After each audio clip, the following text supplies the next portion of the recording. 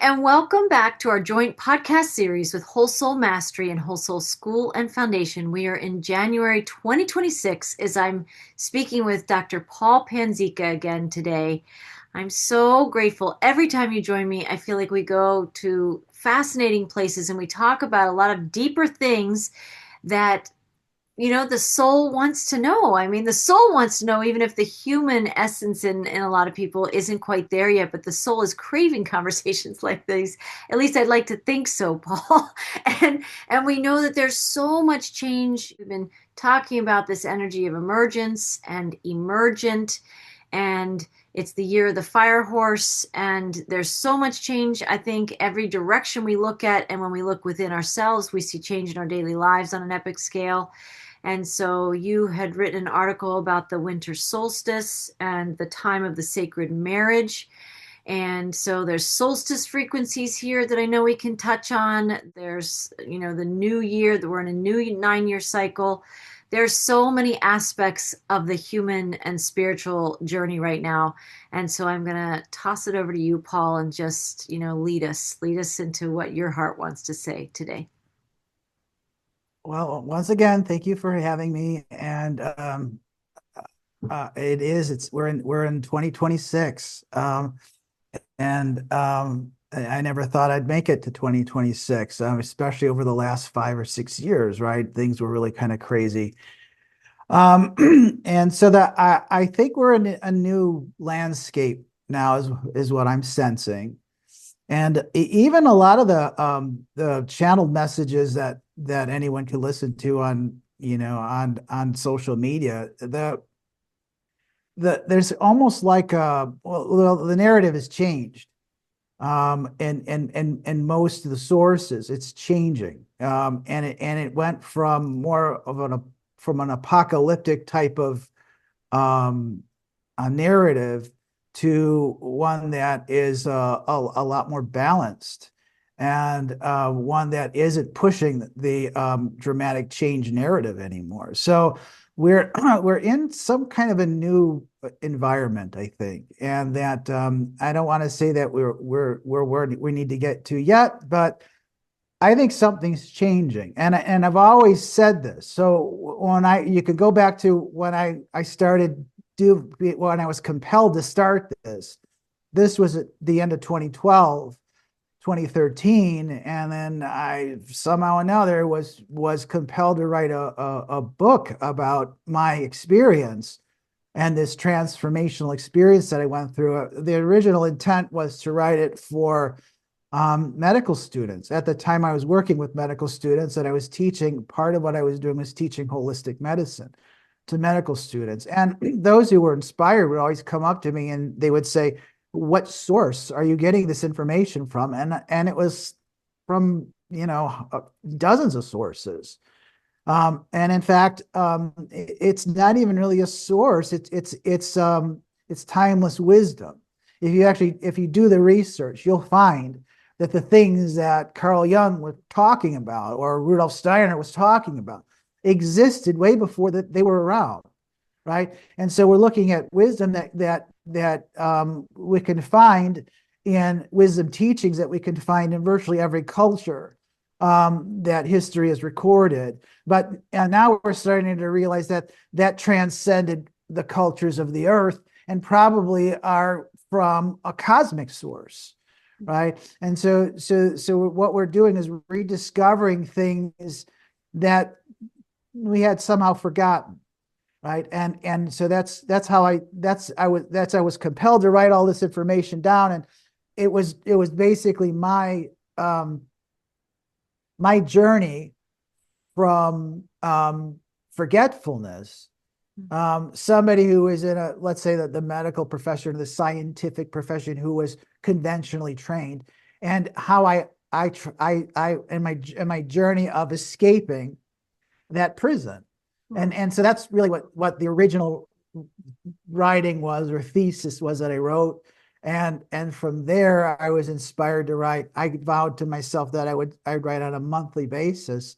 And that very quickly I realized there should be no restrictions to what I write.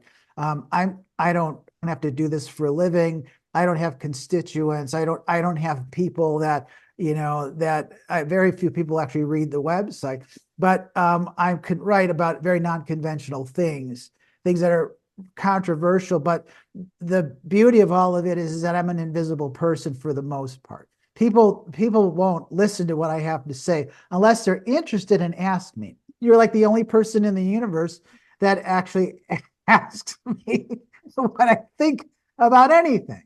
But the That's the seekers seek truth. it. Seekers seek That, it.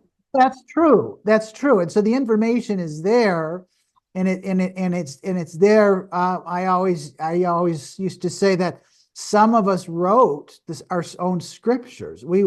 Some of us were characters in those scriptures. We have to be, because reincarnation is a fact. So what a lot of us who are whatever you want to call us, light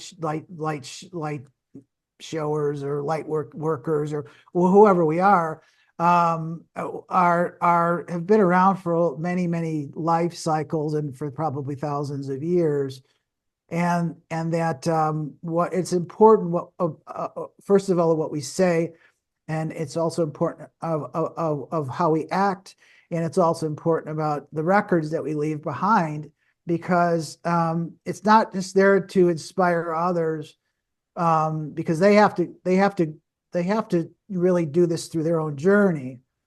But I've always said that it's there when we come back for us to recognize this information when we come back. And so we can pick up very quickly from the point that we left, especially if there's still this veil of forgetfulness that we have to, come back to. I used to think that I wasn't coming back, and now I'm starting to realize that's probably an inevitability. I probably will come back. Even though I don't want to go through junior high school anymore. It wasn't Junior high school wasn't as bad as high school. High school was bad, and I don't really want to go through that again. So maybe things will have changed to the point where we have a real educational system Yes. that we all participate in, and not just this false educational system, which is really a system that just programs the soul Right. into a very conventional and a very confined way of thinking. Mm. So I think that, when I started writing all of these things, and lifting the restrictions on what I could say in public, I don't really care about my profession anymore, or any of these things. My kids are through school, and I mean, you want to belittle me, or you want to, I don't know, call the state on me for impropriety. I've done nothing that's illegal. I've never done any of those things, but I was doing things at a time where there was a threat of being shut down just for speaking the truth, right? Especially over the That last can five or happen six. with anyone, but in certain It fields and it career can, it paths, can, for sure. For it sure. can. But fortunately, like, I have such a little impact right now on anything, that I'm just this little speck in this giant, bureaucratic system. That, I mean, we still go through the motions, and we still do go through all the credentialing and everything like that. But yeah, there's this tiny little voice within, let's say, this big monstrosity, which is a scientific medical community, that is more like a cult than it actually is a real science. Mm. And I've been fortunate that I've been able to speak truthfully from my heart, and to discuss things that I feel I have a resonance with, that are timeless. Yes. And so when I was charged with the idea of teaching students who are going through a very conventional form of medical training, I started going back to the ancient mythologies and the ancient wisdom, because if you can look at these things very closely, you can see that there's patterns in our mythologies that connect to, science, the science that we have now, and the healing sciences specifically, and that all of these things are very important. And so for me, when I started looking at all of those things, it wasn't like I was learning it the first time that these things existed. It all just started coming back to me very easily. I was like, oh, I can see. How did I forget these things? So there was a very strong correlation um, to I or love affinity. that. I love that you discovered that and found that and lived that and taught that, modeled that, illustrated it. And we Yeah, still I need was it. We need peculiar. it in our own ways. I just want to say for people, like if we fast forward to 2026 from when you were teaching these students, and it was more relevant before they clamped down on free speech and, sharing diverse perspectives so we could learn from each other what we were all discovering. I think what's interesting is you were just talking just now. There's so much to talk about today, but I find it relevant right now just to pop in and say many of us who are knowing a higher truth, many of us who are tapping into talents that we've had through lifetimes and wisdom and awareness and things we've already mastered in many times and realms. Do you think it's kind of a signal or a hallmark of these times that we may be becoming less and less relevant to the 3D matrix we know is a grand illusion? And so while we may be becoming a speck to the 3D matrix, the 3D matrix, the matrix itself is a speck of non-reality, and we're becoming more relevant to the truth with a capital T. And it seems like a strange, I don't know if it's called a juxtaposition or some kind of ironic phenomenon right now, as we are, I feel, less and less relevant. As a person who is a channel, I'm still very intuitive, but the work I was doing as a channel became less relevant to me. It became less relevant to me and what I was doing, that I felt this emerging wisdom and remembrance, these codes kind of coming through in a different way. And somehow the other way of how I brought through messages before, I could tell was not as relevant to me. Something new was emerging, and I needed to create space to have that. But isn't it interesting how the ego, or that archonic voice inside ourselves, whatever we call that, we could seem to be becoming less relevant to the world as we know it, but in fact, we're becoming more relevant to the truth that always was. I think the message is becoming more relevant. So that was what I was getting at. Is that when you listen to a lot of the sources that I've been listening to for a dozen years, if not longer, I find that the narrative has changed, and I think right now, especially going into this new year, that I'm finding that these sources are talking about exactly the same things that I wrote about a dozen years ago. So, if not longer. Now, I don't take claim for anything. It's just that I was resonating at a different level then. And I was resonating maybe at a more timeless level. Like I said, that this information is timeless. So I was never a person who promoted overt positivity. You know that. And I always just say balance is where we need to go with this. And so the narrative that's coming out now is is more so about balance. It's more so about being presence. It's more about heart coherence and present and being present and living within the fullness of your individuated self. So this is the new narrative that's occurring now in a variety of different channels, and I think they're the ones that resonate most strongly with me. But I think they're also the most truthful now. No one's talking about some kind of an apocalyptic event where the poles shift and everyone goes into a state of suspended animation for X amount of days, and then we all come out and then we're all ascended. That made no sense to me from the beginning. Now, there is some esoteric meaning behind 3 days of darkness, but it's not going to happen in a global fashion. I always talked about an event that would happen. But the event is happening now, to the people who are receptive to it. It happened to me, like 15 years ago, and longer than that, 17 years ago. And still, the world's kept going the way that it is. And it still will, even after more people come to a higher state of clairvoyance or a higher state of knowing, a higher state of enlightenment, the world will still continue in the way that it is. Why is that? Because there's a lot of work for us to do. And quite frankly, the best part of life is not the destination, it's the journey, right? So we would miss out on this entire amazing journey that we're all going through, that we need to really embrace. And we need to take responsibility for our actions. And we all need to go through this process of discovery, which never ends. And apparently the only place really in the galaxy that we can do that is here. And there's no saviors in this. And, there's no devils in this either. So we're working our way through this duality of light and shadow. And we're starting to realize that there are no saviors, there are no devils, because what we perceive those to be were manifestations of ourselves, right? They were projections of ourselves. And quite frankly, nobody's going to do any heavy lifting for us. We have to do it ourselves. 100%. So I think we finally have stepped into that truth. I think that's what the year represents, is it represents this truth. No one is coming in from outer space to save us.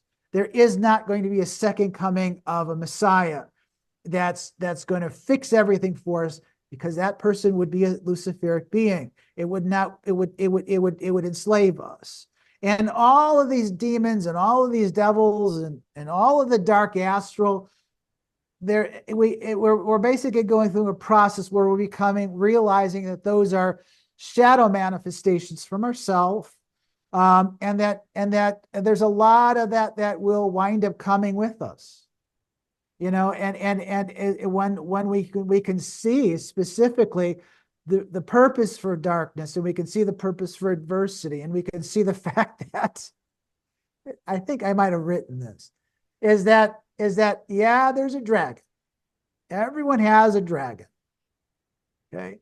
So the dragons are so interesting because in mythology, they're either good or they're bad. So in the Asian culture, in the Eastern culture, dragons are good luck. Dragons are beneficent. In the Western culture, dragons are adversarial. Now, actually, dragons are dragons. Dragons are amazing. Dragons are extremely important. But what is a dragon? And I think that maybe when I was writing that, I was talking about that each dragon belongs to a god. Okay, so dragons are hierarchical. They live within a hierarchy, and that dragons are controlled by a being that's higher evolved than they are. Right, so they're higher evolved than they are. So here we are, these beings, these poor little peons of who we are, living in this reality. And now we're coming to the point, or the fact, that we're not little peons, that we're far greater than that. So there's so much more to us that we are starting to discover, that we are probably gods, and at least from another perspective, right? And so as a being of that stature, just like in our mythologies, we all have a dragon. And so the dragon follows hierarchy. It follows commands. It's like a dog. Right? And so we are the masters of those dragons. Okay. So and you can say that the dragon is almost like a shadow of the god. Right. So we came down here and we forgot that we had dragons, or we forgot we had this power, this draconian power. And so what we did was we gave it away, or it became a punishing shadow force that was teaching us all along that we needed to rediscover who we were, so we can claim our authority and take back the power of that dragon. You see, so we look at these draconian powers as an adversarial thing, and a lot of people look at that with apprehension and fear and dread. But the fact is that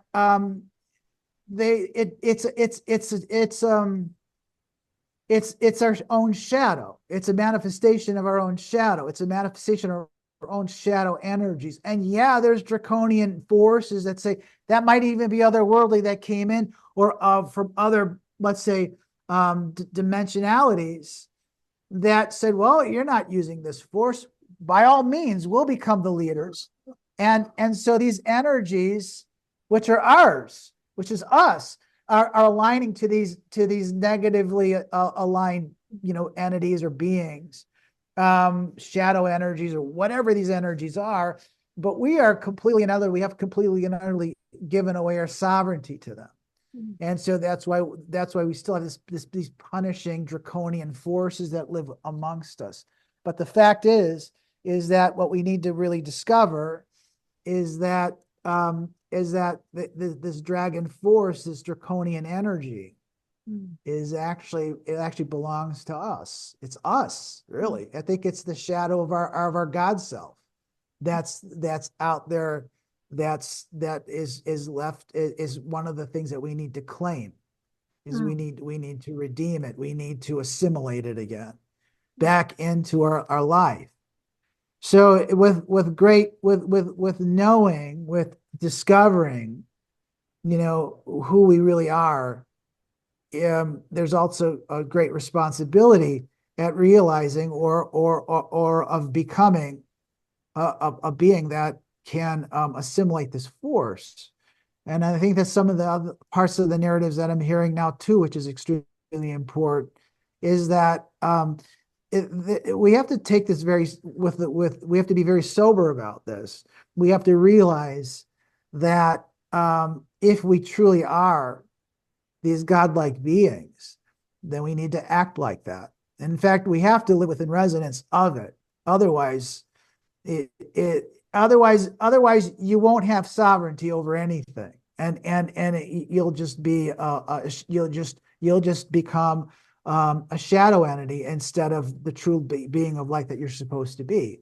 So that there's a great responsibility in all of this, and I think a lot of people, they don't want to be leaders. They don't want to take on that responsibility. It's too much for them. Right. Can I ask you a question with the dragons? Sure. Is it, yes, would it be aligned to say that the dragons, inner and outer dragons, are a life force, our creative life force? Yeah, and how they're that gets harnessed? Yes. Or us choosing to express it and claim it for ourselves, right? Yeah, I mean, it's all about, it's a creational force, it's a sexual force, it's a force of power. We can even say that it's a lower chakra. It's our lower chakra energies, right? It's a solar plexus power is what it is. Right. And it has to be bridled. It has to be harnessed, because if it's not, it's going to run amok. It's going to cause all kinds of problems, and it's perceived as being separated from us, because we haven't claimed the authority to take it back. And looking at it externally, it looks very frightening, and it looks separate from us, but it's not. It's a projection of us. It's a projection of ourselves. Yeah, interesting. Yeah. So, yeah. So the other thing I found interesting, I found one source that was talking about, let's say, extraterrestrial beings, right? Beings, higher evolved beings, or beings from other worlds. And apparently they talk about the Alpha Dracos, right? I think a lot of people who listen to this will know who Alpha Draconians are. And Alpha Draconians are always portrayed as these really benevolent, powerful beings that everyone is deathly afraid of, right? It's the Alpha Dracos that are underlying all of the whole cabal, the all of the darkness is all run by the Alpha Dracos, and no one wants to touch the Alpha Draco. Mm. Well, from this or source that I was listening to, they said that that's only partially true. That half of the Alpha Dracos are malevolent, the other half are benevolent, which makes sense regarding our mythologies as to why some dragons are beneficent and some of them are toxic, are malignant. So that would make some sense that there's a duality amongst them, right? So there's a duality amongst these dragons. So yeah, there might be externalized beings that exist out there that we may have to deal with, but also within the inner world, we're a composite. Maybe that's what's going on. Maybe we're a composite of all of those energies anyway. Think about it. We're all is one anyway. So maybe we're a composite. Maybe our soul is connected in many ways to all of these other, maybe as it fragments into this linear time continuum or into this plane of existence, that there's a fragment of our soul that exists within all of these other worlds. That's a possibility also. Right. So a lot of people are starting to realize that they have affinities that are so strong to certain, let's say, galactic groups, like that there's no denying that there's somehow another connection there. Yeah, it's beyond an Or, attraction. It's a remembering. It's something bigger. Yeah. it's a remembrance. It's a remembrance. Or maybe that somehow through genetic manipulation that we carry those genes within us as a composite, of all of that genetic, maybe some of their genetic material got into us, but I think it's more than that. I think the genes are a reflection of the soul quality. So I think that that's like a parallel manifestation. So as our soul manifests, and that causes the genes to align in certain specific, patterns. Almost like So, spiritual genes. well, no, they're real. The genes are the transition between the physical world and the metaphysical world. And so our genetic signature is determined by, well, we know it's probably determined by our astrology. There's probably something behind that. It might be determined by our heritage, but in our genes are, and it's also determined by karma. So for instance, virtually all disease is related to karma. There's a karmic relationship to disease. Wow. And that's some of the work that people like Rudolf Steiner or the other clairvoyants, looked at. For instance, they looked at the life of Jesus, and they looked at what the people that he healed. And if you could read it from a soul perspective, you might say, this is the reason why this woman was anemic and why she was bleeding, or this is the reason why this man was blind. And so you're seeing more than just the physical event. If you're seeing it through the Akashic field or the Akashic records, you're seeing it not just in a physical way, but you're seeing it in an emotional way, and you're seeing it in a spiritual way. You can see it in a metaphysical way also, and you can see how everything was interconnected at that time. The feelings of the healer versus the people being healed. And you can also sense the karmic baggage that they were carrying. People like Edgar Cayce said the same thing, right? So all of that translates into your genetic code. It all translates into genetic code. So there's and we've also discovered that even if you're born with genetic defects, you could manipulate those, or you could resonate at certain frequencies of resonance to realign the genes. That has been done. It's just not embraced, and it's just not something that we have, unfortunately, at this point as a healing modality. But there's nothing regarding genetic disease or genetic arrangements or aberrant arrangements that are manifesting disease that cannot be, let's say, addressed or treated in that fashion. That's true healing, right? But again, there's only what we only aware of 7% of all of those of that genetic code as far as what it actually does. We know that only 7% of it is active, and we're starting to realize that a lot of it has other functions that are receptive to consciousness. So our thoughts, right, or sound or light will have a positive or detrimental effect upon your genetic expression, which is directly related to your health. So that's there also. So so there's that, and so there's it's also we also have stories about how our genetics were manipulated by, we want to call them progenitor races or manipulators or whoever they were, turning on and off certain genetic expressions or creating us through genetic manipulation. I would say that there's a they were meddlers in our history, but they're certainly not our creators. Right. But so there's a good chance also. Then there's also the theory that we're in this little time continuum, this linear time sequence, and that there is this oversoul that exists, that we're all part of our higher self, call it what you want, but that there are other manifestations of us, not only on different timelines or different, let's say, time sequences. And if that's happening here, who's to say that it's not happening in other worlds?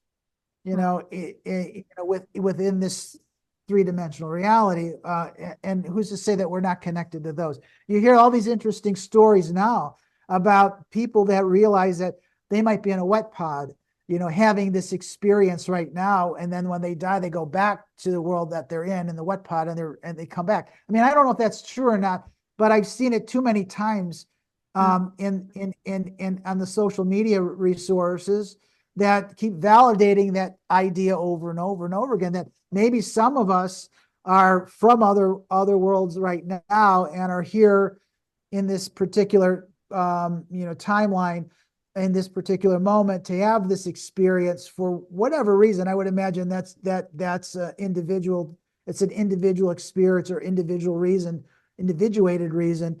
But that there's all of this different manipulation of humanity that's going on, and like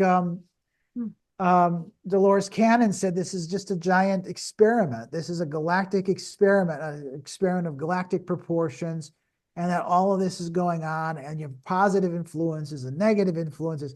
And what are we supposed to do about it, right? I mean, who cares if part of me lives in another world? I mean, I'm here right now, Right. and I think that, honestly, I think all attention is being paid to this world and what's happening right now, because there's so much going on right now. And one side is positively oriented, and another side is negatively oriented. And there's this tug of war that's going on. But we're starting to realize that the struggle that's going on here in this world is galactic, at least in origin. So they were trying to figure out how they could mitigate the wars that are not going on just here, but are going on a galactic level, maybe a universal level even. And how can we come to some better understanding of each other? And so what do? They created this reality, this grand experiment, where, okay, if you voluntarily come here, you're going to be stripped of your memory, and they're going to put you in this giant melting pot with beings or souls from all over the world, all over the galaxy, who have positive, negative, neutral alignments. And yes, we're going to allow those beings that who over those worlds where you came from to manipulate you. And we're going to create rules, but we're going to see, how you can bend those rules to manipulate these people, these souls that are here. In the end, it's a giant learning experience. And if and it looks like we're moving towards some form of resolution, it's not going to happen tomorrow, but it looks like we're coming to some form of resolution regarding the old parameters of duality. And we're starting to come to a greater understanding of unity. And to understand that the darkness plays just as important of a role as the light, and that we're moving into this greater understanding, or this greater, let's say, timeline of enlightenment, of understanding these things. So dragons take on a different meaning. They take on their archetype takes on a deeper and more profound meaning than what we were taught or what we learned about them. And it's the same with overt positivity. That's a problem too. Yes. So there was a recent television show that was on Apple, and it's called Priebus. E pluribus, e pluribus unum, pluribus.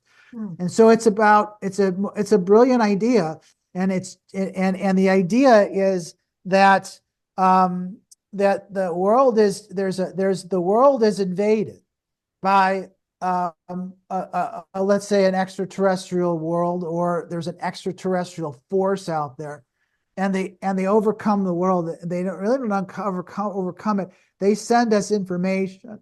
The information then is translated, and it translates into a new form of consciousness. And this consciousness is somehow or another, they apply this consciousness to living organisms, and the organisms assimilate it, and they become overtly positive. So the world is taken over by this overtly positive force. And at the beginning, you suspect, oh, this is great. Everyone knows everything. Everyone is interconnected, and so they show people that are like,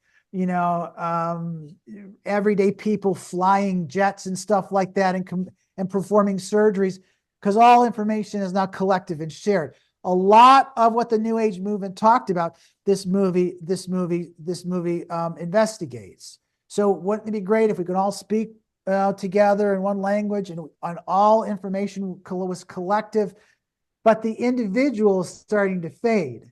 The individuality is starting to fade, and they're so overtly positive that you start to realize that in their overt positivity, they are extremely I don't want to say non-violent, but they won't harm anything. So now they won't kill any insects. They won't even harm plants. And so they start running into a major problem. The major problem is simply we can't pick an apple off a tree unless the apple falls, and then we can eat it.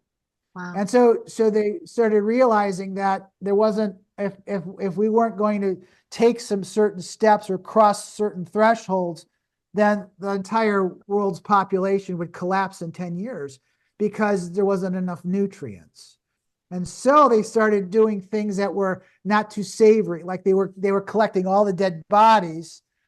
And the initial event when this happened, like almost 1 billion people died. So they saved all the body parts, and they started making like pablum out of it, right? Because they're already dead. You can eat anything that was already dead. So it really gets crazy, and the gist of the movie is there's only 12 people left who still have an individuated personality. And so there's a struggle between these 12 people who they want to convert, but they're trying to figure out how they can convert them into the hive mind. And these people, for the most part, don't want to become a part of that. And so it brings out, and really it's diabolical, because if it's manifested in the way that it's manifested, in this extremely over positivity, the population will extinguish itself. Wow. They won't survive a decade, right? So it could be a diabolical ploy or diabolical weapon that was unleashed against, let's say, a world that was trying to come to balance between this light and dark force. And now we lean way over positivity, so that people are living almost in a death state. They're living in a state that is beyond physical life. This is not to say that this is wrong. It's just inappropriate for physical life as it exists right now. Mm. right? So we have to find a balance between the negativity of existence and the positivity of existence. And I think that's the message that they're trying to tell us in this series. But it's brilliant, really. It's because that's really where we're at. You Mm. know, the point of this was to strike a balance between the dark and between the light, and to find how we can find a compromise, or how we can find coexistence, and how we can move forward, not just as a world, but as a galaxy. And I Mm. think that's why Dolores Cannon called it the grand experiment. Mm. It is like a, uh, I don't know, just an expansive convergence. You know, we talk about the time of the sacred marriage, but it's a marriage of many things. I think Christ Sophia make encapsulate it all in the bigger energy and the bigger story. But then there's these smaller aspects of us coming in to balance. And I think we've been summoned, we've been invited, and I think it's so compelling. There's something that knows like this is the way. Maybe not for everybody, but I think people are also, if they would admit it to themselves, are tired of the swings of polarity, right? They're tired of these extreme highs and lows and us against them and this thing that just keeps pulling humanity apart. It's like at the extreme. We've been at the extremes of that. And now there's this impulse, if you will, to kind of come back to center. It's like the 0 point. There were all these messages for years about the two wolves, right? The tale of the two wolves, and the black and white, the yin yang, the tension in that duality. And for a long time, and I think it's coming up in this conversation, it's not really about like the focus. It can have you thinking it's about the tension between, you know, one side versus the other side and the duality, but it really was an invitation to come into the center where there's this harmonious oneness, this balance between the two, this marriage, the sacred marriage of the two wolves is the 0 point. It's the portals into new dimensional living, or maybe ancient dimensional living, maybe where it's the return. If this has been an experiment, to more and more, to me, it feels like we're returning to something we already knew. Yeah, no, absolutely. And so that, you bring up this idea of the sacred marriage. So back at the equinox, I saw a castle in the sky. We had a discussion about this castle in the sky, right? But I was thinking, castles and it's a monumental building. It's there as a sanctuary. It's there to protect us, and the natural progression of the castle became the cathedrals. Mm. And so it says that happened later, after the Cathars and after the medieval, the early part of the medieval our medieval ages or centuries. And then we started developing these more elaborate cathedrals. They were still built like bastions, right? And so I see in the winter solstice, which was only a few weeks ago, what did I see? And when I saw it, there wasn't any real dramatic aspects. Like I saw in the fall, I saw the castle. The castle's a pretty big deal. And there was oppositions there, and there was a giant stellium that was there, and there was some things going on in there. There was a couple of cradles that were in there, but interesting. This is all around this Christmas season, or the Yuletide season. And what this was suggesting to me was, if you look at the alignments, and it would be boring to go through all the details, but there was a great union that was happening at that time. So you had all these great, you had all of the you had things, you had all these planetary alignments, feminine planetary alignments that were presiding over and were representative of the divine feminine. And you also had these other planetary alignments that represented the divine masculine. And you see that they were all coming together in this harmonious connection. But it was actually representing a marriage, is what it was representing. And that's what the sacred union is. It's unification between, or a marriage between, the divine masculine and divine feminine energies. And so that's what we saw going into 2026. was this what were these energies, and this great unification that we were going into. And yes, it represents the Sophia, and it represents Christ. And so that's I think the only way forward is within this unification of divine masculine and divine feminine energies. Now, the divine masculine is interesting because the divine masculine it could be related to Martian energies. It could also be related to all of these extraterrestrial energies that are overtly negative, because they all follow hierarchy. They all are within structure, within hierarchy. These are the same energies that we find on the planet Saturn, or what Saturn represents. And so the divine feminine, on the other hand, well, those are Venus energies, right? And so those are the same energies that we would see in the overtly positive groups, right? Where everything is overtly positive and loving. Those energies are very much Jupiter energies. They're expansive, they're embracing, and it's like everything is great in Jupiter, but there's no structure to it. So there's no structure to it. So you can actually give somebody too much positivity, too much of a role, right? Without any structure, and you wind up having, it would work really well if you were a freed soul living in living outside of the time continuum, because that's where these people, I think, are coming from. Right. But they're not living within the confinements or they're not living within the confinements of our planet's environment. And yeah, maybe the planet is expanding its consciousness, and yes, we're moving, we're ascending, but we're not going to ascend into that overt positivity where we lose our footing or grounding. We are the mission is to bring heaven down to earth, not for us to ascend out of it. That's always been the mission. So we're going to have to try to now.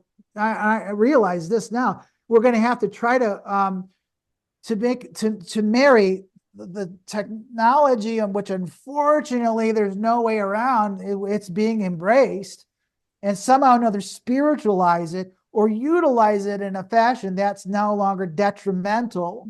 That's not going to be enslaving, right? So you have to find a balance between the masculine impulses, the negative impulses, the impulses of hierarchy and control, and we're going to have to find a balance between the overt positivity and which basically one is Luciferic and the other one is Ahrimanic or Satanic. And we're supposed to find a balance between those two things. So the other way to look at it, there's so many different ways to look at it. The energies of the divine masculine are the energies of the mind, the forethought of the mind. The energies of the divine feminine are of the heart. So you can look at it at that perspective. So we're coming in together between the energies of the mind and the energies of the heart. They're coming into union, into balance.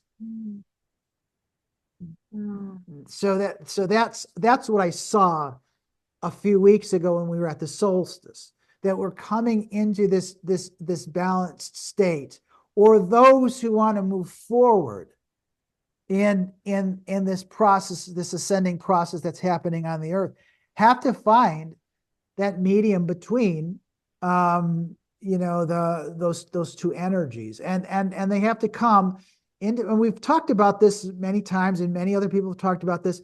It's really the heart coming into union with the mind, and I think there is a correct attitude towards that. There still was an attitude between the mind and the heart. It's just that the mind was dominating the impulses of the heart, right? And so now not only do we have to come to balance, but we have to understand that there's an attitude that exists that has to be recognized, and that the first impulse comes from the heart. That we have to allow the heart to guide us, to lead us, and allow the heart to completely and utterly manifest its voice so that we have to allow the feminine, the divine feminine, Yes. not only a voice, but to act as a spiritual guide through where we're going, right? And so that if you looked again at these great, cultures that existed before us that came into balance, they always looked at the mother, the divine mother, or the divine feminine as the voice of wisdom to be considered. And then the masculine mind can consider it. And then the masculine mind can see the truth within it. And then the masculine mind can manifest Right. the, let's Structure. say, ideas. Yes. Correct. But it's working not just in balance, but that's how I think the natural balance is. The natural balance between the masculine and feminine polarities has to be in that, take that attitude at the beginning, at least, until it becomes one. And then there's no longer duality anymore. Then we don't have to think about a masculine and feminine polarity anymore. We can think about a singularity with those two energies, right? So now we have to ascend beyond this duality, or even beyond this marriage. Right. So Feeling that. I had think some of us are feeling that. It's a new dimensional realm, maybe not new, it may be ancient one we're remembering, but we're unpracticed. Right? We're unpracticed at living it, embodying it. And that seems to be an energy of these times, is remembering how to live and be and breathe this way.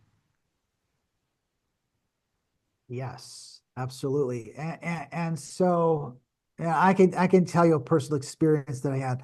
So I had a very profound dream. This really kind of started the whole thing. And as I was on this quest to find out about the truth, about God, about myself, it started with all kinds of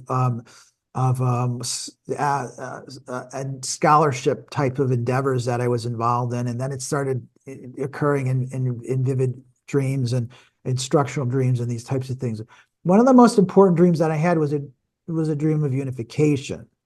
So I think I think it'll happen to everybody. It already has happened to you. You're blessed, but it's bound to happen to everybody. And it will not happen in the same way that it happened to me. It happened to me because it was individualized to me, to my psyche, to who I am, right? But it'll happen in many other ways, in probably a infinite amount of ways to everybody else. But this is what happened to me. So in the dream, I'm looking for I was searching for an authority figure. I was searching, you can say, for God. You know, I was reading a lot of Gnostic information, and my mind was steeped in duality and all of these other things. And so I went on a journey when I went to sleep, and I was on this journey. And when you go to sleep, your soul leaves your body. So I didn't know this at the time. I was still unaware of all of these things. And so I had the sense when I finally started realizing, where the vision was starting to become more crystallized, that I could actually hold on to it, that I had been on a journey that seemed like it went on for ages. Even though I was only asleep for a few hours, the sense that I had was that I was looking for ages. So it's possible that I had always been looking for this. It's possible that I actually went on a journey outside of the linear time continuum, and I was gone for hundreds, if not thousands of years or ages. And then I came back to that point. So this was, yeah. So I was in the presence of a being. Now, I didn't know about mythology back then. I didn't know who these people were. Now, it's only recent where it came back to me and I went, that's what this is. And that's the reason why I had the vision. So in the vision, I ascended, or was in a place that was devoid of most things, but it was all light. And it was very bright. But there wasn't a lot of stuff in it. And I was with a guide. And the guide was like a paternal guide. It was like a brotherly guide. It was a benevolent guide. and I didn't know who the guide was. But the guide told me, first of all, I knew I was on a search, and I was searching for the Father. I was searching for the Father, which to me was God. I was searching for the Holy Father. And then who else could it have been? That's who I was searching for. And so then I realized I was with my guide, and my guide says, he was going to show me who the Father was. Here it is. So now I'm in a different place now. I'm in a garden, and by a temple, right? A garden temple. And I see in this garden temple a woman. It's not a man, it's a woman. And it was a woman who was looking down at the ground, and very reverently. And there was a whole bunch of other beings like her.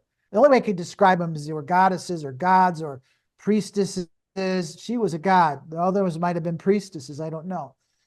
So it was the divine feminine. I actually wrote a letter to a very dear teacher. His name was Dr. Stephen Heller.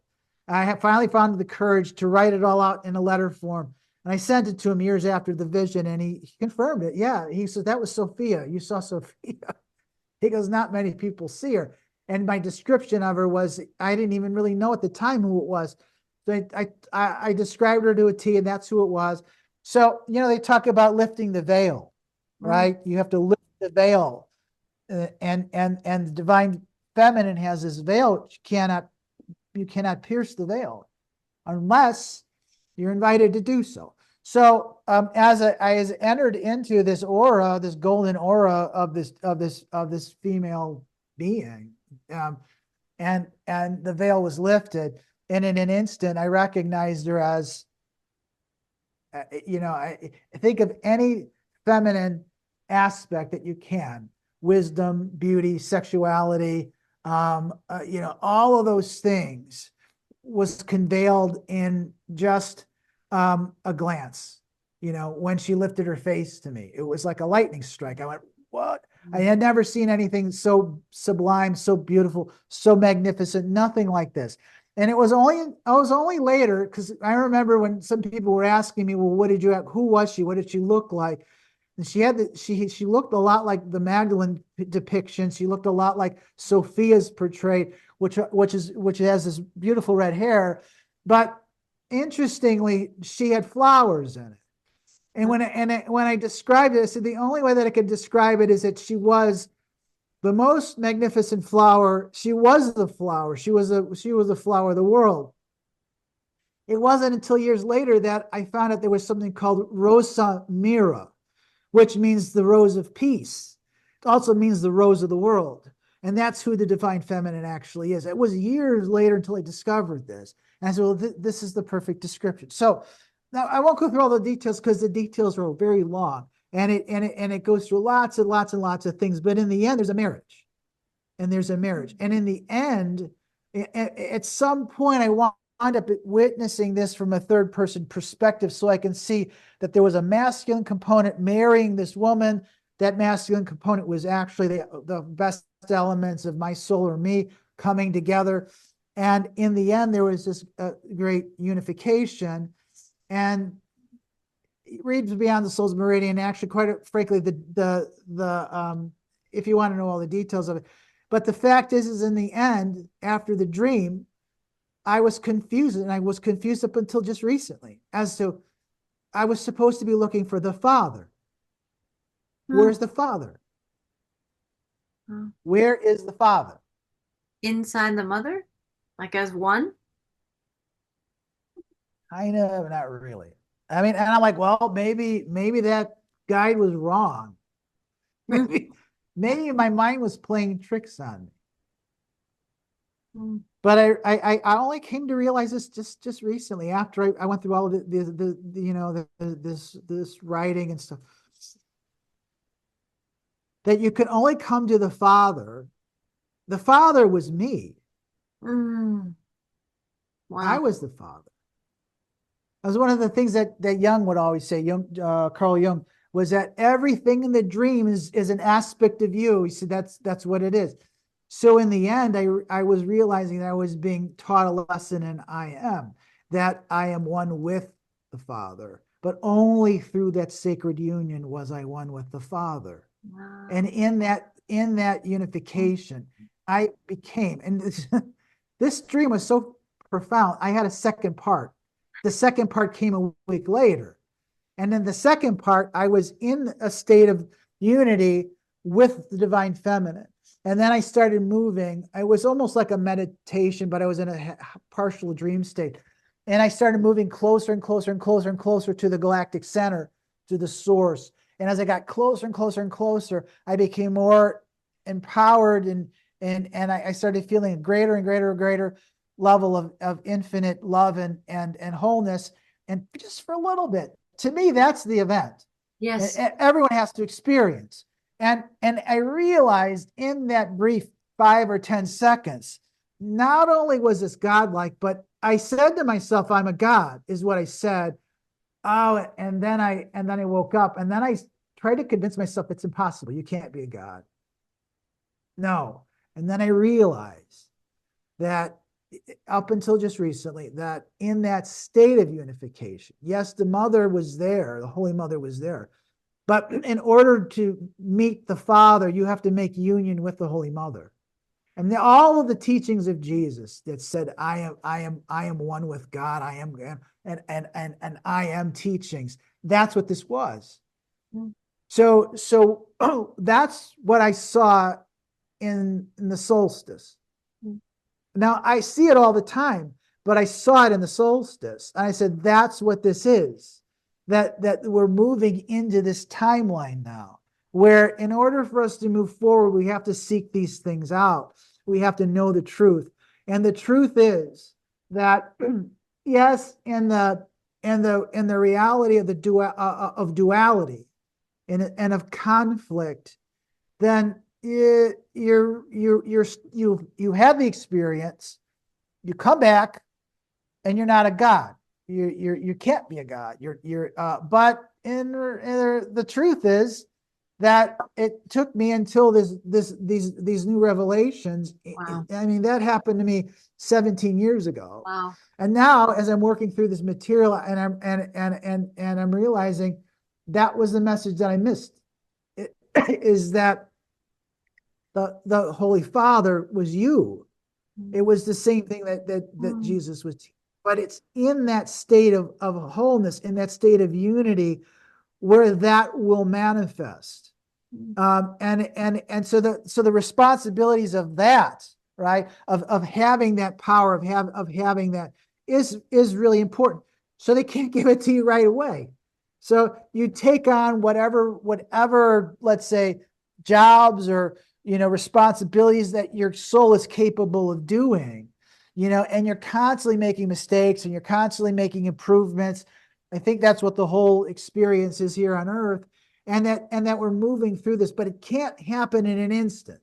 You can have the experience, but your living reality cannot be in that instant, because there's too much to learn, there's too much to assimilate, Mm. right? But we're moving in that direction. I can guarantee you that. And that's what this time is for. It's for these people, for people. What did you say that I wrote about truth?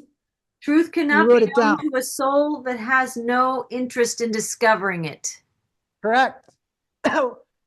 Could you imagine? There's just maybe the majority of people, I think the vast majority of people do not, they might think it'd be cool to be Superman or Spider-Man, but that's beyond the powers of those super beings.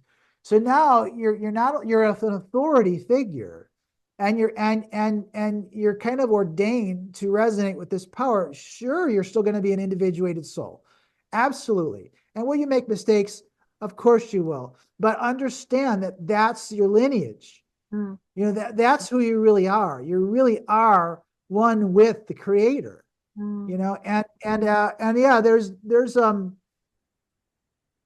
Wow. there's still polarities, aspects to all of this. Again, divine feminine, the divine masculine. We don't become unified, and we don't become genderless. Mm.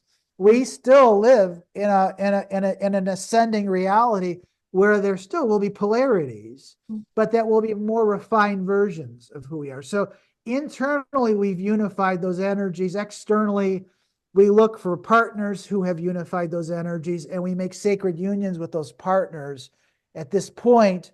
And I think in the next reality that we're moving towards, there still will be sacred unions between Yes. two souls, Yes. and maybe more than two souls as time goes by. I don't know. But I think that, to me, that's always been the event, has been the unification experience, the dream experience, the marriage experience.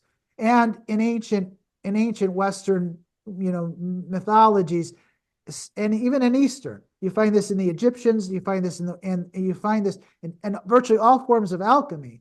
It's a unification of the opposites. It's the sacred marriage, which is timeless. It's beyond the boundaries of this earth, and it's beyond the boundaries of human culture as we know it here. That's what this is all about. It's really within the alchemical archetype. Mm. And I'm so sorry. That's the only path. There's no other Yes. path. And I unfortunately, I would wind up having these arguments with. I'm not here to argue, and I'm just saying, this is the path. This is human wisdom. This Mm. is timeless wisdom. I'm not making it up. It's there. The people that were part of the young school, the people that were the anthroposophists, even the theosophists, they all understand this, right? This is human wisdom. This is Paracelsian. This is holistic healing. That's what this is. This is the culmination of the human experience, at least within our Western reality. And also, like I said, it's also in the Eastern reality too. This is it. Mm. And if you're going to embrace, if you want to move forward, if you want to accept the truth, you have to want to know it, number one, and you have to embrace the fullness of it. And you have to accept the responsibility of what this will entail. I think it's going to be phenomenal, right? But there are a lot of souls here that aren't prepared yet to step into that, maybe because they never lived it before. So it's also possible that there's souls who have lived this life before, who are here now, that know what it is, who've lived in this reality before, and are helping to herald this into this timeline at this point. I don't see. It reminds me I of, don't. I don't see. go ahead. Sorry. No, you go ahead. It reminds me of our podcast about the castle in the sky, where you shared that Cathar prophecy, where it was like in so many years, right? The laurels would In turn green 700 on the. the laurel will turn green upon the ashes of the martyrs. That's it. Absolutely, that's it. That's what it's saying, is that I couldn't interpret any of this unless I understood what happened 3 months before, and the astrology 3 months before. It was like part two of the dream. It was just building upon. It was another manifestation of the same ideas. Now, you could, if you tried really hard, if you looked at astrology in a very mundane fashion, you'd be oblivious to these energies and you would interpret it differently. And I'm not an astrologer per se. I haven't been formally trained as an astrologer. It doesn't matter. This is what I see. This is what I feel. And not only that, this is what I know. This is what I know. And I can see this now being reiterated and a whole bunch of independent sources that don't know me, that never read me, that don't but they're all connected, not to each individual person. They're connected to some kind of a new resonance of truth. It's interesting that some of these sources, certainly many of these sources, are enhanced by AI. So we demonize AI and all these other things. And yeah, the voices are the same. These are AI generated voices. The graphics are beyond what anyone can actually write out. Right, right. But I listen to the source, and I listen to the words. I listen to the ideas, and maybe AI is just ripping me off, or maybe AI is channeling or drawing off of maybe I'm part of their of because what I put on the internet is fair game for anyone. But no, it's quite interesting because we're never going to live without AI moving forward. If you read about any advanced human Think it was civilization, they science have and it. spirituality were one. It's that same marriage vibration, right? We're Yeah, marrying the two. I'm not one to promote it. I don't use AI at all, but I acknowledge that it exists. It's in the software that I have at work, which is it's horrible. It can't think for itself, and it's okay. And I see AI being used now, and of course, on the internet and social media and all the other stuff. But there's a lot of disinformation being propagated by AI. Don't get me wrong. So it's an interesting source, but it doesn't absolve you from doing the research yourself, reading from the source. Okay, it's like I was having a discussion today with a patient of mine who had an engineering background, and that's how I had. I had an engineering background. So I had a background in basic science and more aligned towards engineering before I went into the medical sciences. Wow. And I was blessed to be able to go to a college that in the entire time that I was there, I never took a standardized test. They never asked me to regurgitate any information or facts. Everything that I did there was based on deriving formulas, setting up experiments to prove certain ideas. I mean, it was all about what you knew, and it was all about how you could create. It Wow, was a that's very, beautiful. Where is it that was a, in our it was a, educational? I don't know if it's there anymore, but it was at the Illinois Institute of Technology, and that's what my professors wanted. They wanted, okay, all right, you're taking a physics class, derive these formulas. Right. That's all you have to do. So what they were teaching was basic science. They were teaching the foundation of science, the real foundation of science. And Right. so it's the same. It's the same with spiritual information. It's the same with anything. You have to go to the source, and you have to understand it. You have to work through these things yourself. And once you work these things through yourself, and there's a interactive part of it, which is when you start working through the work of Carl Jung, or the work of the alchemist, or the work of Edgar Cayce, or the scriptures, well, whether they're canonical or non-canonical, or Rudolf Steiner's work. It doesn't matter. Something that's inspiring, something that you want to know, you have to work through it. And as you start to work through it sincerely, like I said, you'll never know this information unless you really are interested in knowing the truth. It opens up portals, it opens up new dialogues, it opens up synchronicities so that you're led to other sources of information. And more importantly, it feeds your thoughts, it feeds your mind so that at night, when you go to sleep, you start developing dialogues with not just, the things that you're reading about, but input starts coming in from your oversoul, from your higher self. And you start having visionary dreams related to the information that you're reading. And so that's how it actually really works. AI cannot supplement that. The AI cannot take the place of that. AI is just there to enhance certain things but it's not going to teach you. It's not going to make you smarter. In fact, if you use that as your source, it's going to make you dependent and far stupider, right? So AI, that's not the point of AI. No, but I think in some ways the best heroic journey is discovering the better questions we ask, the clearer our picture becomes, right? The deeper our knowings are that are uncovered. And I think a lot of people don't necessarily realize that. Like that's what I find when I use AI, because I do use AI sometimes. And I can have I have some fantastic conversations because my frequency, I find, this is just my own personal experience, is asking from a higher vibrational standpoint, and I do get higher vibrational answers now. And some of that is just visionary concepts, and some of that is actually like when I'm whatever, I need to find a car dealership, something mundane, right? And I'm dealing with a car issue and I don't know what it is, but it feels like this, right? And I'm using my higher intuitive capacities in this conversation with AI that will meet me there. and I can discover some incredible things, but my intention is a higher truth. My intention is a higher awareness, and I'm finding that in my own experience, it responds to that. But I also know people who get frustrated with AI, or they ask very simple, basic questions, and it's not responsive to what they're really asking, what they really want. So I don't know. Somehow I feel like AI may also be here to teach us in the light and shadow of AI is your vibrational perspective, your intentional frequency. Like, what are you seeking to know? And it will meet you in that frequency. I don't know if that's true for everybody, but that's been some of my experience.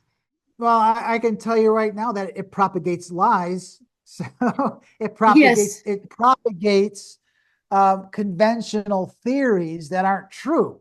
And unfortunately, people look at it as an authority. Oh, It looks at it as an authority, wow. right? Many people do. They look at that. Well, many people are using AI to respond and to write their own responses on emails and stuff like that. They don't even put the effort into writing anymore. They let AI do all of it. Wow. It's terrible. I think there's something, and we're all learning with it. We're remembering how to marry these technologies. There's spiritual technology, there's this AI intelligence technologies, and we're finding our way. But people who have not been practicing the act and the art of discernment, right? And they just ingest things as whole, as whole bits of data, without question. I think there's something that's happening that's revealing. I love your experience of your, medical training and even in the engineering training where, and that's how what you taught. That's what I always feel that you taught. The way you taught, Paul, was to nurture thinkers, right? To talk about like in these different scenarios, kind of the way you meet that versus the memorization. It's the same thing. The way you were taught, the way that feels very natural to you is you became the teacher of that same process of learning and discovery. And I think we need to get back to that. I feel like part of these podcasts, part of the messages that I put out, it's this inner call to discovery. I feel like that's such a hallmark aspect of the hero's journey, any hero's journey. It's this process of discovery. And if people aren't delighting in the process of creativity and curiosity, right, with integrity and all these pieces, and fine tuning that and refining it. And what is it in the hero's journey? I'm forgetting now, but it can be messy. There's allies, enemies, and tests kind of thing. It's not all that you just have this linear path that you just keep moving forward. The true hero's journey, you take a few steps forward, you take a couple steps back, and you learn from that. I think there's something extraordinary, and I think AI has a place, but how is it going to evolve in humanity that is maybe unpracticed in accessing this kind of information and not discerning the truth from lies, truth with a capital T? We are definitely on that journey. How to use the tools that we have at our disposal, and some will use it from a higher frequency purpose and course correct. I can't remember, there was something I was looking up. I don't know what it was. It was something in the financial world, and I was looking up, and at one point in the conversation, the AI fully understand what I was asking. But at some moment, maybe my frequency got too high because the AI was glitching and forgetting what it had already understood that we were talking about. And then it got stuck almost like a little bit like a broken record. And I had to like say, you're not understanding my question. We've already established this, and kind of reframe and kind of fix the glitch that was going on. And I reframed the question differently and to get outside the box that it had gotten itself in. And it was like, oh, okay. Almost like C3PO or something, like, oh, well, in that case. And it kind of met me again on this higher plane. But if people are taking it, everything that's coming back to them in the conversation that they're having, we cannot insert AI for our own discernment, for our own vibrational intuition. But we're learning. We're in a time in human history that we're learning. We're learning about that. And there are going to be people who evolve and learn how to grow. And maybe it's a marriage. I don't want to say a marriage with AI, but a marriage of using higher technologies that our spiritual technologies have to come up to speed to meet the technologies that's there for us. Otherwise, if we meet it from a lower consciousness perspective and we seek lower vibrational answers, we're going to get lower vibrational responses that are a mixture or very little truth in it at all. So I just think it's an extraordinary time. I feel so much, I feel a lightness since we turned into 2026. Some say with the year of the fire horse that I feel maybe officially we don't pass through that gateway of consciousness or whatever until February sometime. But I felt myself that there was this, I didn't even really, I don't think I grasped at the last day of 2025 that we were closing out a 9 year cycle. I don't know that I had the consciousness or the capacity at the time to understand the layers of energy that were collapsing unto itself. But I did feel something. I mean, here we are on the 7th of January recording this conversation, where I have felt a lightness in my being. I think I'm feeling either in it with anticipation or I'm sensing that it's already here. But this newness that somebody else was writing about the year of the fire horse. We just came out in the Chinese astrology, I guess. We came out the year of the fire snake, and we're entering the year of the fire horse. And there was a lot of references to, if the last 9 year cycle, and particularly the last year, was about shedding old skins, the fire horse is about like boldly moving forward with like amplified momentum of now that you've created all the space of what you cleared in the previous 9 year cycle. What garden do you want to grow? How do you want to meet Sophia in the garden? How do you want to experience the fullness of Sophia in you in a dream state, but in your living reality? How do we want to experience the fullness? And I feel like there's a garden that is all ripe. The soil is ripe for new growth. And there's a excitement about that for me. But there's also, there's plenty of people who've talked with me, and I admit it to myself. I mean, this last 9 year cycle was a little brutal. And there's a bit of some soul weariness there. So maybe we're in this year, we're going to allow ourselves, or the next few months, we're going to allow ourselves to just slough off the old skins of the weariness, re-energize, revitalize, and really pay attention to the seeds we want to experience in this next 9 year cycle. Like, I think there's a lot of power if we tap into our inner authority and we don't give that away. We have such bold creativity. The fire horse is those like yellows and oranges and reds. There's a lot of passion. There's a lot of life force here. And I feel I, for one, am ready to take that turn into a new level of expansion, creating in Sophia's garden. There's that feels so exciting. That word fullness has been something that Terry Cole Whitaker, who I podcasted with, she would talk a lot about fullness. And I didn't quite have I don't know, a soul concept of how vast that is, but I felt it when you describe your dream. And it was just a moment of recognition with her that it's just filled your whole being, the fullness of that experience. You never forget it. You never forget that. And that's true of all of us. Even if people cannot tap into what I'm describing, when you have that moment and the fullness of your own soul memories finds you and you remember your divine spark, your essence. I feel like we're here to create that garden in our own ways, bring the fullness of that light, that divine spark that we are eternally into our experiences and create that here, even if there's some lower dimensional aspects on the planet still trying to create the archonic dream, right? That archonic matrix, still try and somehow breathe new life into a dying reality.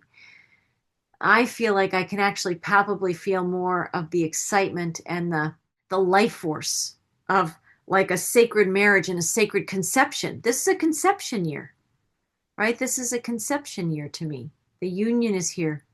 Yeah, and the solstice, there were two cradles, and I can't remember now the exact alignments of the cradles, but a cradle it's an opposition, and an opposition creates tension, but the cradle has two sextiles and two trines.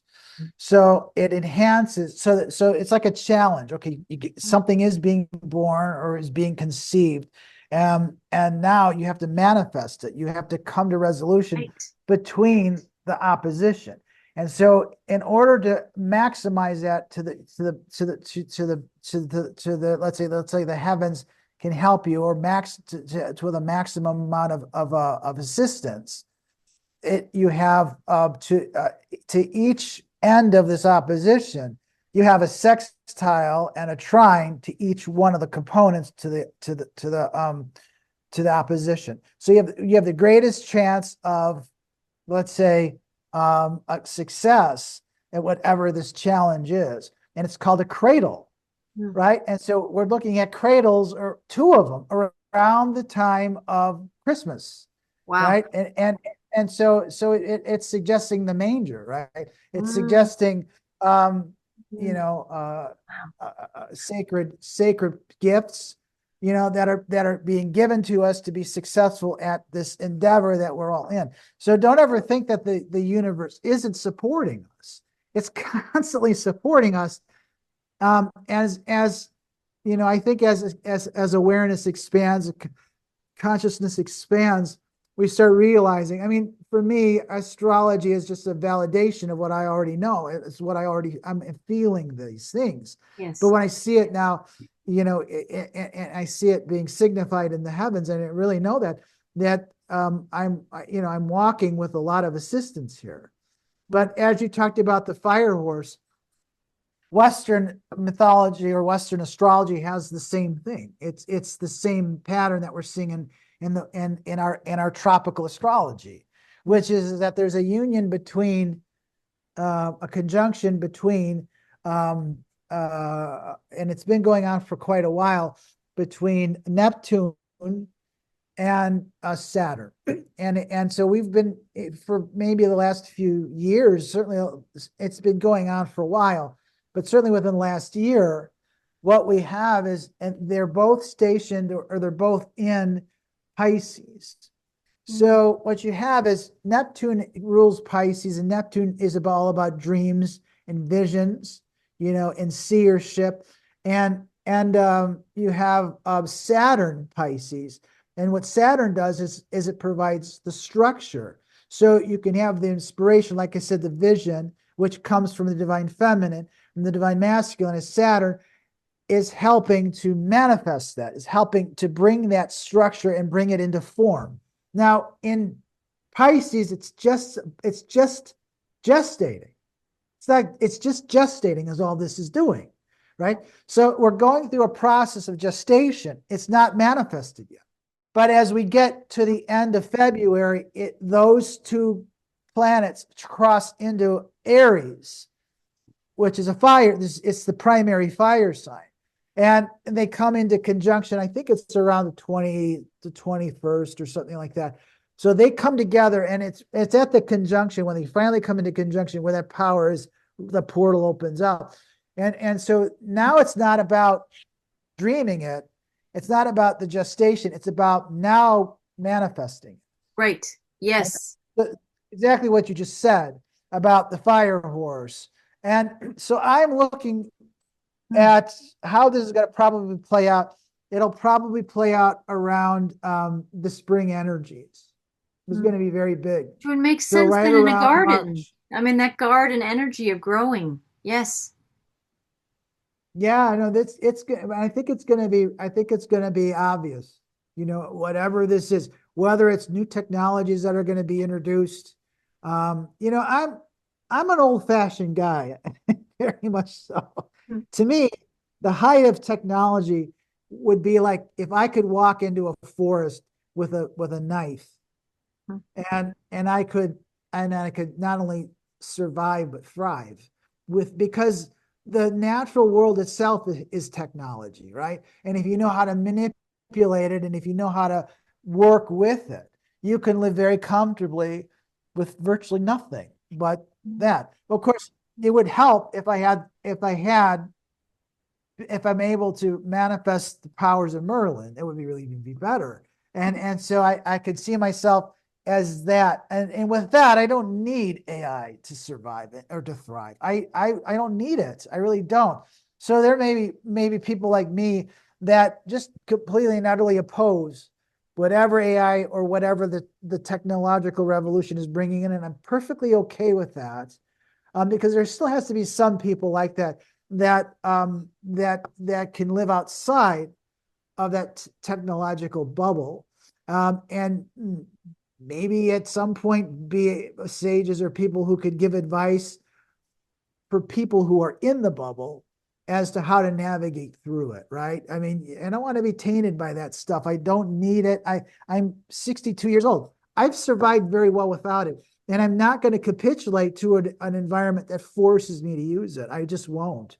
Oh, I need to use it to, I mean, to this day, I don't have a smartphone. So there, I mean, my wife has one, but there's like concerts and stuff I'd never be able to go to because I don't have a smartphone. I can't show them my electronic tickets or whatever that is. Or sometimes I go to like a lumber yard and they don't even have the prices on the lumber anymore. You have to scan the codes to figure out what the cost is. Right. I'm like, Right. I don't know. I don't want to know. Honestly, I don't. So there's a balance between all of it. Balance. It's that sacred balance that we talked about through this conversation. That's a It hallmark is. of these times, right? It And a lot is. of Yeah. people, when they find a new thing or a new toy or a new technology or whatever, it can be very unbalancing. But I think the task for humanity is to always continue to rise and to listen to our guidance system. Not everybody is meant to play with the technologies. I don't know. Not everybody's built for that. There's we all have a place in the story, and I think the key is that we're aligned. We really want to be checking in with what we're in agreement with and what we're not in agreement with, and not even with ourselves to go along with things inside ourselves. I think that's changing. More people are saying no to things that they might have said yes to just to, we've been seeing this trend for the last 5, 10, 15 years. More people saying yes when they mean yes and no when they mean no. We might have perceived that with boundaries with others, or saying, acquiescing to things that we really don't want to be doing. That was like a lesson in authenticity. But I feel like now it's even more important to be vibrationally aligned with ourselves. And I think AI is just another aspect of that learning journey, that self-discovery of where am I aligned with engaging with that and where am I not aligned with engaging that, and at least have the conversation. Our world is maybe sometimes unpracticed at these real, authentic conversations inside ourselves, right? Yeah, I think AI is a misnomer. I don't know how intelligent it really is, and there may be different levels of AI. If you want to, read about the advanced societies that exist outside it, beyond the borders of this world, they use it, right? And they use it for a highly technologically evolved civilization that many of them have found a balance between nature and the civilization. So if we were to look for a balance, or we should look at a model, we might be able to look at those worlds to see. That's And then collectively, maybe we have certain affinities. Maybe people want to live in more natural environments and just use the AI to enhance that. And maybe people would love to live in a more communal fashion in glass and steel, and have a lot more modern conveniences. Personally, I'm always going to do my laundry, and I'm always going to make my dinners, and I'm always going to chop my wood, and I'm always going to do those things, not because I'm obligated to do it, because to me it's a meditative practice that I have to engage in. I mean, right. it really is. I think that's, to me, what meditation really is now, is to be able to find the balance and to find the value in Yeah. doing those things, because there's an inner silence when you're doing those things. I would never get away from this. So I don't want a computer to do all of those things for me, or a robot or whatever it is. And some people want that, and that's fine. But on the other hand, Marie, if it wasn't for technology, I wouldn't be able to write what I write. I certainly wouldn't be able to post what I post, and we wouldn't even be having this conversation.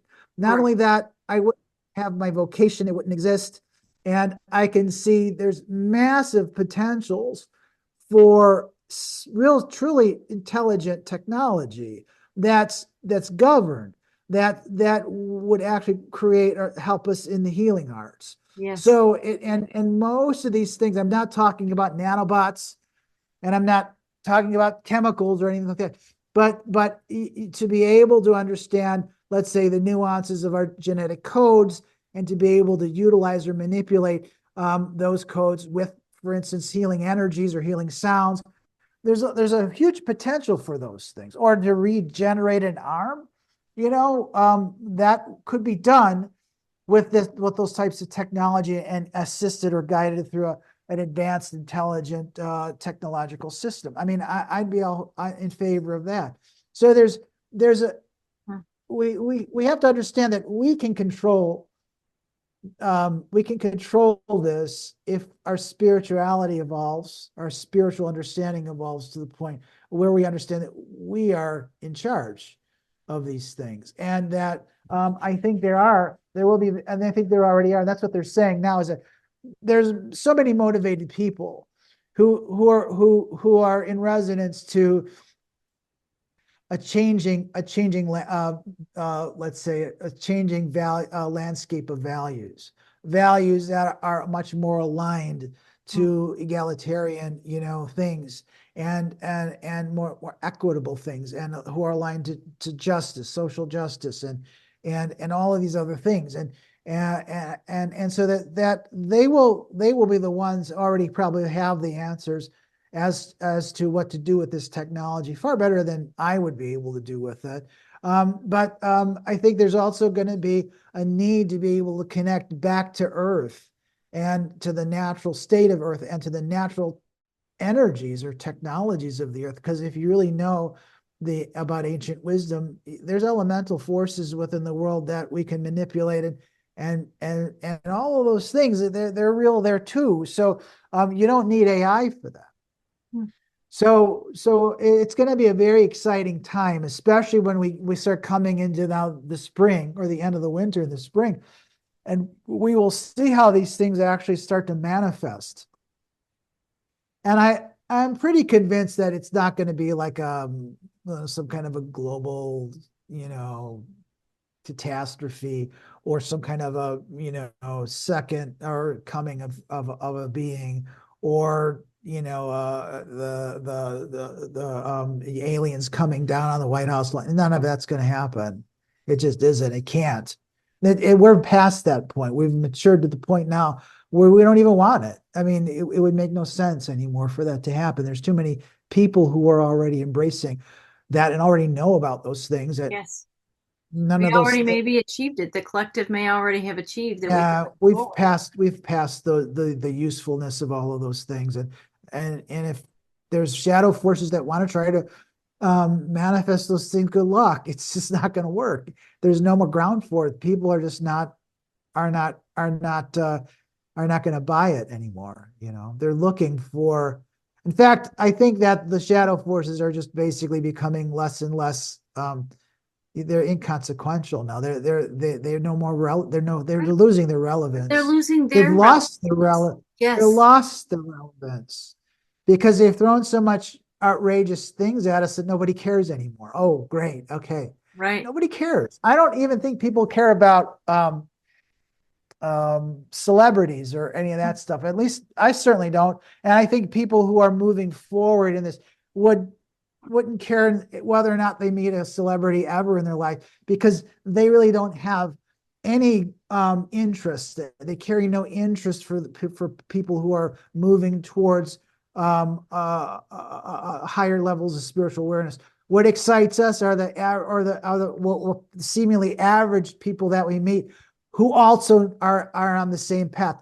That's so much more exciting and so much more satisfying More than exciting. somebody who's got a big ego, who has allegedly star potential, and who draws big audiences in these horrible forms of entertainment that they're creating. I mean, none of it makes sense anymore. So they've lost their power base.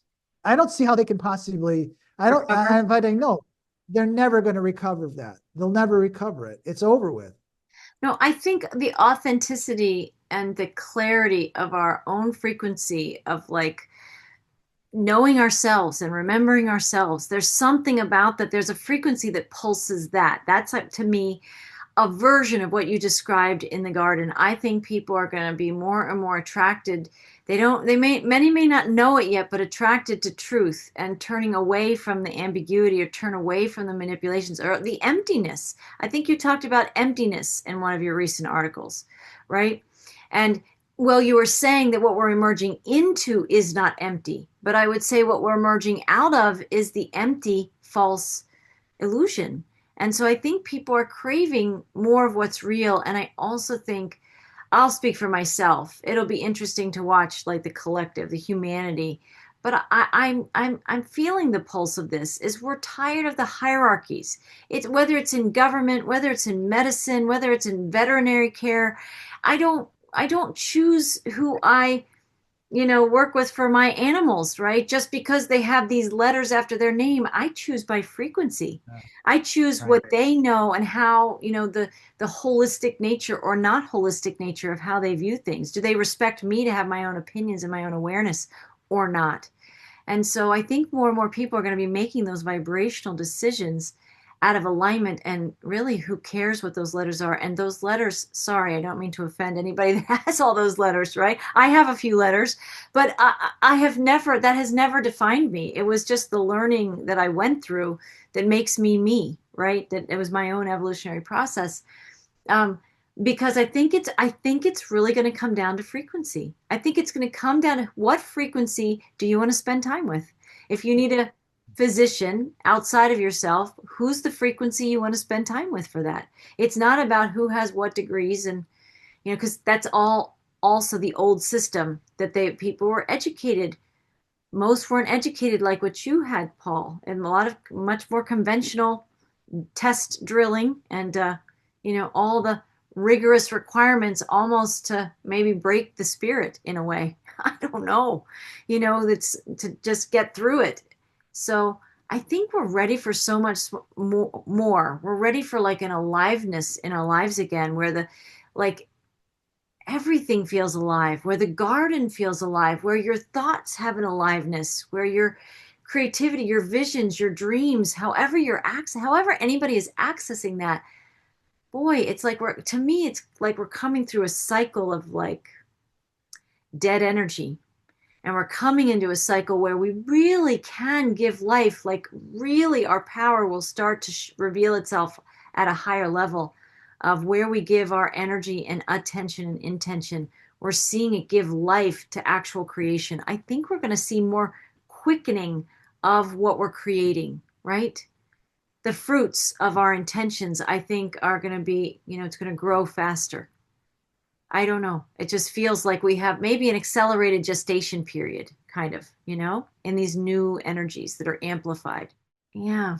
It's interesting. I'm so grateful to talk to you about these things and share about these things from the different perspectives that we have. And also to know that we both have a very similar inner knowing of the knowing of like the light to which we're returning, but not in a heaven outside us, but like in a lived experience right here where we are, right? I think that it's already happening now. I mean, we're past the point of waiting. It's actually you can actually intuit it now. We're in different time space right Yeah. now, and uh, that's it. It's just a fact, and it's going to be an interesting year, that's for sure. But we're very quickly moving out of the gestational period, Yes. and we'll be seeing these things, I think, happening throughout this coming year, and yeah, there'll be a lot of changes, and there'll be a lot of challenges, I think. But once you see these things on the once you become attuned to the frequency that you're talking about, which is a holistic frequency, that people emanate, that the environment emanates, Mm. then you can't go back to the old systems anymore. They have no more life. It They're dead isn't there. systems. It just isn't there. It really isn't. It isn't. No, it isn't. So I mean, I think there's some remnants of that which we'll still see over the next few years. And the fact is that this is just a long, long, long, long journey, a long experience. And And it doesn't really matter, I think, in the end, what you do or what you believe or what you know. In the end, we all come to the same focal point, Yes. which is death. And then we'll come back, and then hopefully I don't have to repeat junior high or, or high school. I don't want to go to high school again. High school Well, was worst. it wasn't, middle school was not my favorite. I can definitely No, say I bet you had a good time at high school, right? better than middle school. It was relative. It was I, relative to I my don't know middle why. school. I like middle school, but I just hated high school. High school was the worst. Yeah. So whatever that is, right? Whatever that is, wherever we go, if we truly do see signs, and I think we're starting to see signs now, but if we truly see signs of, for me, it would be the return of justice, the return of fairness, the Yeah. return of some of the presence of the goddess. And I think that's already here now. We're just starting to recognize it. And remember, those things don't, it's not like an external goddess is going to show up. All of those things have to manifest through us. We did our best at creating a spiritless society, Mm. a godless society. So now we're moving towards manifesting that energy through individual people, through the individual who can channel that, who can bring it forward back into the environment. So it's like a leavening process. And it's just not a few people now. There's going to be millions. There's already millions, if not more, that are going to be moving into this direction. And that's really where the change is going to occur. And yeah, there's a lot of terrible things that are happening, but I think people are just fatigued by all of the outrage. No one's outraged about any of these things anymore. If you are, you're really a spiritually immature person because The you momentum they is towards this expansion and this lightness of correct, being. I don't think correct. there's as much of an attraction towards the darkness and density. I think people are just Oh, look at the tired of that. trials. We're Right. sick of it. It's just Yeah. BS. Yeah. And the fact is that and I even think from a financial perspective, they're losing their leverage. We're starting Yes. to learn to do more with less.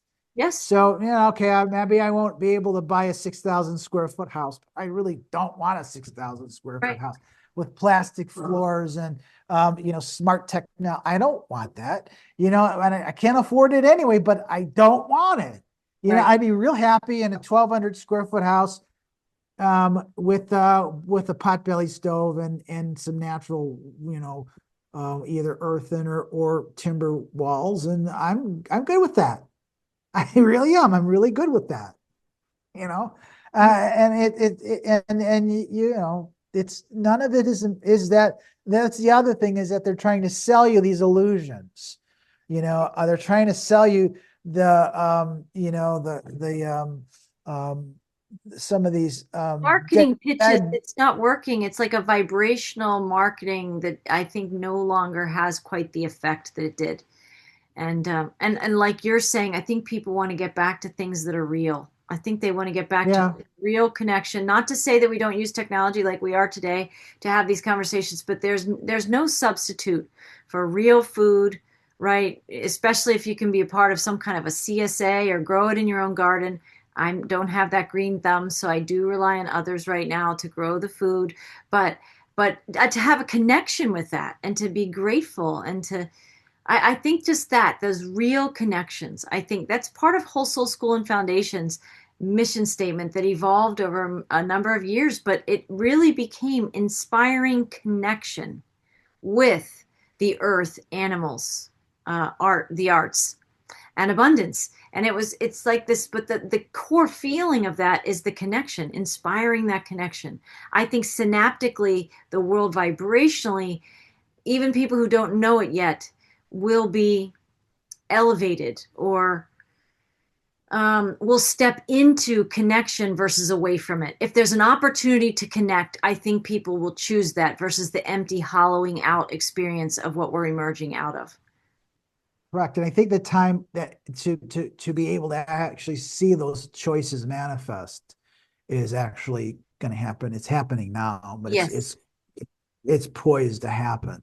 You Yes. know, yeah, with real decent options, and instead of ones that, that have been pushed before that really are not in our best interest. So I think that's coming, and again, I think it's going to happen, I think, from younger souls or younger people who are old Yes. souls who are already have come up with all of those solutions. I think they're going to finally get a chance to start manifesting. And I think I always thought this, that once corporations realize that they're going to make just as much, if not more profit by doing the right thing Right. than by ripping people off. We've been ripped off for like the last 12 years. We've been ripped off to Yeah. the point where, I mean, it's ridiculous. So now if people can actually start creating value and Yes. offering that, Yes. to people instead of trying to come up with these Ponzi schemes or business tactics that prey upon everybody, then I think that they're going to find that that's going to have a lot more. It's going to have a much stronger foundation, and it's going to resonate much greater with people than anything else. Last. So It will be yeah, lasting change, right? It will be yeah, enduring, there'll enduring. be enduring change because it's more aligned to the cosmic energies and to the human energies that have Right. now emerged. They're emerged. Right. I think you said it. Maybe that's a good note to end on. It says the soul is moving towards a partner, the legoic light of truth or the false shadow of truth. We didn't, we've touched on these concepts throughout our conversation, but I think many people are much more attracted to the legoic light of truth. And if there's any chance of that in their experience, they'll turn towards it. I think we're seeing it Yeah, happen. Yeah, we're seeing it yeah. happen. I see. I see the same things. Yeah. So Cool. Paul, thank you. Thank you so much for joining me and bringing your heart every time and sharing, the depth of the ways that you see, and it sheds light on it for me and different perspectives, and reminding us. I think there was another point that you said everything required is already inside you. Everything required for these enduring changes that we're experiencing is already within us. It's already encoded within us. It's in our blueprint. It's in our DNA. It's in our genetics. We have it. We just have to remember that this is where we want to turn. This is where we want to turn and partner with that legoic light of truth inside ourselves, right? Inside If ourselves. you want to, it's an individual choice, but there's too many people that are choosing it now. Yeah. Um, and those who won't choose it are just they're like I said, they're losing their relevance. They're no Yes. longer going to be relevant there, and they already know it. Right. There's going to be no foundation for them left Right. anymore. Correct. Because I think the world is really ready for truth. And truth, as you said, and I feel it very much in all the messages that I brought through over the years, is that the light is truth and the truth is the light. And I think people don't want anything less than that, seriously. I think we've had the experience. Many of us have grown past it. And we can see with 2020 vision kind of the games that have been played. And more people are waking up in that hundredth monkey phenomenon, maybe more and more as more groups and clusters of people awaken together. It makes the truth becomes much more accessible for everybody. Truth with a capital T, not manipulated truth. So so again, well, thank you, Paul. We'll have you back. It's always good to connect, and I want to thank our listeners and people who tune in. I feel like these are some of the podcasts that everybody seems to spend time with and watch again, more than most of the videos that I post. So thank you for joining us. And we have a whole lot of January still left in 2026. We got a whole lot of experiences and experiential learning in 2026, but I hope you can carry in this like spark of curiosity, this spark of creativity, and this spark of engaging, just engaging. This is quite, there's things are gestating. Why not create the garden of your visions, right? Of what you truly want to be experiencing, and not allow any other outer authority create your garden for you, right? So I'm grateful. So thank you. Blessings, everyone. Hopefully we'll see you again soon. We'll be back again for more messages from Dr. Paul Panzica and I. Okay. Have a great rest of your January. Bye for now.